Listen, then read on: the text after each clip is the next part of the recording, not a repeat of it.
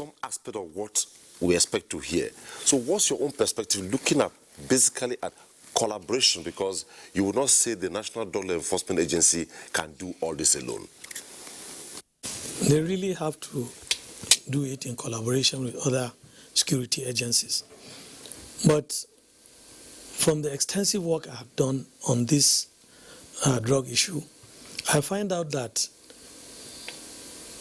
even the insurgency, the Boko Haram and the rest of them were fighting now for the past 7 years, some of their funding comes through drugs. If I give you an example of how lucrative it is, you get a carton of tramadol from Lagos at 7 million naira. If you can ferry it to Kano, Sokoto, or any other place around there, you sell it at minimum 16 million. So what kind of business will you do to fetch this kind of money? What these drug barons have and the traffickers cannot, the government or what is given to NDLEA to fight drugs cannot match 1% of what they have in their hands. You have somebody from the interview I listened to one time, the NDLEA chairman said they get about 30 million naira per month to fight drugs in 774 local governments in Nigeria. 774 local governments. I'm sure that 30 million naira can't fuel the vehicles. Not to talk of paying for information, because these drug traffickers can do anything, can pay any amount of money to get their way. And from what the president of the Narcotics Association is saying, these people don't follow routes. Maybe some follow those routes he was saying. Most of them go through the border. Let's call it a spade a spade. They go through the border. What they do, they pay their way everywhere.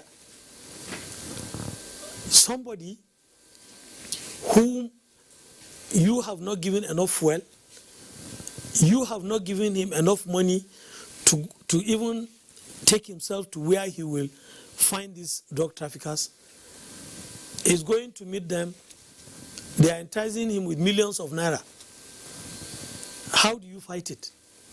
So I have the feeling that, or I have the belief that the government will have to do more in terms of funding to NDLEA, because I want everybody to now look at this scenario. Our children and women, as the case is now, are the ones that are going into this drug addiction more than any other person. Those that bring these drugs in every town, every city in Nigeria, those people are known. They bribe their way.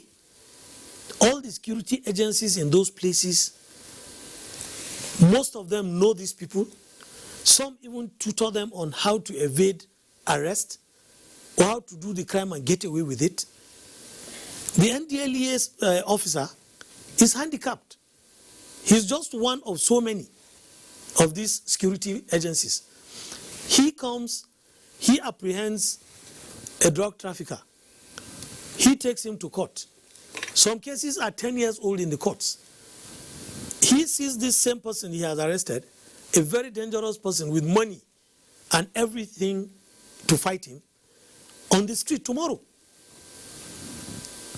Tell me how he will now go tomorrow and chase somebody and arrest him and take him to court.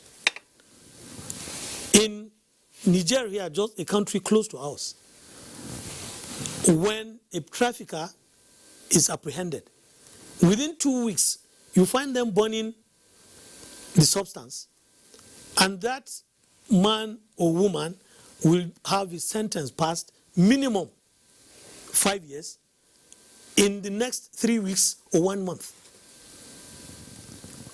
which means the officer that did that operation is safe. But when you apprehend a drug trafficker, you do all the needful. He is taken to court. In that state, you have the police, you have the army, you have so many security agencies. I will even want to tell you that some of them hide their substances, have their warehouses inside formations of security agencies. How do you get them? So this is where we are. We have to know this fight is ours altogether. All of us, we have to come together to do this fight. Because NDLEA alone cannot do it.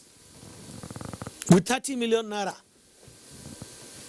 when a trafficker ferries 5 cartons of tramadol from Lagos to say Kano, he makes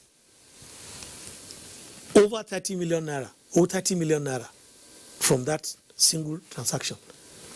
And you are giving the whole country, the whole NDLEA in Nigeria, 30 million naira to operate. How can they operate? How can they defeat these people? So we really need to sit up, and we really need to know that all 90% of the vices happen through these drugs.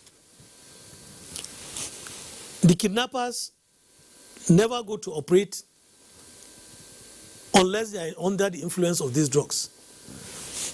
Armed robbers don't go for their beats until they are set.